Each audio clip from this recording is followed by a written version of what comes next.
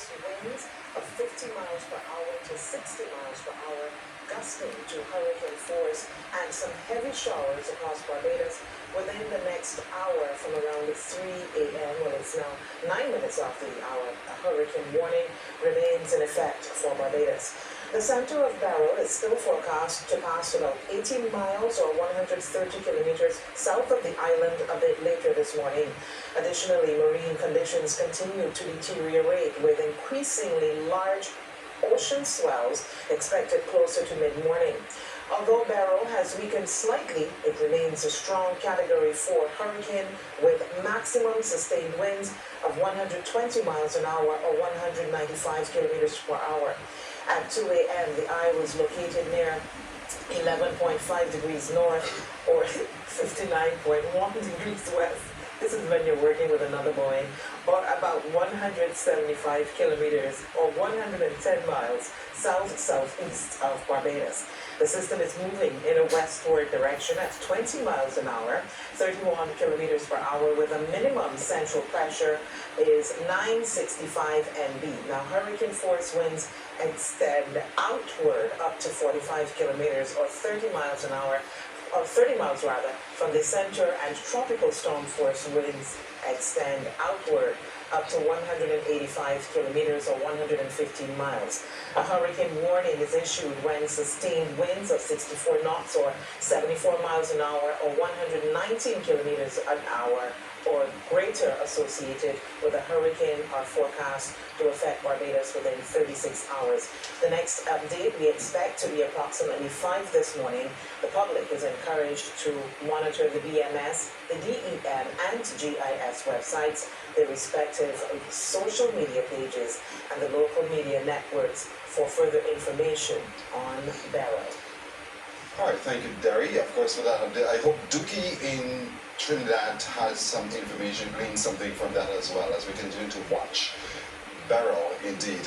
We have Mervyn, who is on the phone. Mervyn, good morning now to you. Is Mervyn still there? It seems not. Let's try to get Mervyn back on the phone. All right, so folks, just remember to be safe out there. The Barbados Light and Power Company reminding you that their teams are standing at the ready should they need to intervene, and they have reminded you they have not shut down the system, and certainly we just want you to know that you are sure to have your electricity as it goes. Reliable service being provided by the Barbados Light and Power Company. Remember, powering the nation's progress since 1911. Okay, we've got some video now we have up now showing you. Look at those trees. The winds are really picking up. And this looks to be in the city, I believe. It looks like it's in Bridgetown, yes? Just where there by the Corinage. Yes. You heard the yes, pound wind? Yes. Oh, look at the seas beginning to respond as well. The waves are rippling. The boats are still in the bay and bobbing in the water. But certainly, you know, it's unsafe to have it like that because boats will tend to crash against each other. This is all still in the Bridgetown area, in the Corinage, as we watch what's happening there as the winds continue to affect the marine conditions right there in the basin of the area there in town. So this is the airport, the Randy Adams International Airport. Those cones are blown over.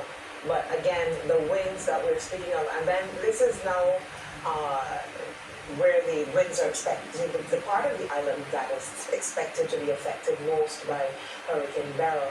And of course, the Adams International Airport, situated in Christchurch here in Barbados. So just getting some video there of nothing but vehicles. I expect security staff will be on duty, but well, the airport was closed. Well, yes, at 7, so. Yes.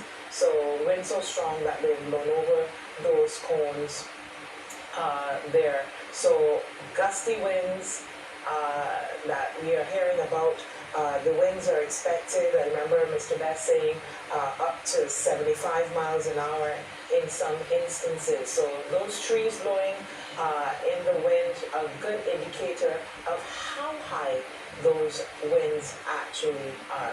I took a moment to step outside and to just listen to what it sounded like outside, and as opening the door to the lobby, you heard the howl of the wind immediately It was not pretty at all. Alright, just to remind you too, since we're looking at the airport as well, that the BTMI is reminding all of you who would have had flights booked to travel out on Sunday and today Monday to contact your airline for any update as to when you will be accommodated again. If you need emergency assistance, you can call Can Spot because something rubs against the electrical wire or electrical wire bro. And we want you, if that should happen, you should note the pole number. The pole number is listed on your light bill. Your light bill will tell you the pole number, and you will call that information into the Barbados Light and Power Contact Center and give them that detail, and they will attend to it as soon as possible. Before we get to the phone lines quickly, we got a WhatsApp earlier after 2, located in Rices and Phillips. I'm wondering if that is the same pole. There are sparks coming from that pole. Persons closest have turned off their power, and they had said at the time they would try to contact the BLNP. And Cassandra Crawford has been in communication with us, and she has reminded us to do what Pearson just said, get those pole numbers so that when you call, they can identify exactly where it is. The emergency number is 626-9000. That's 626-9000. All right, let's get to the phone. Let's hear.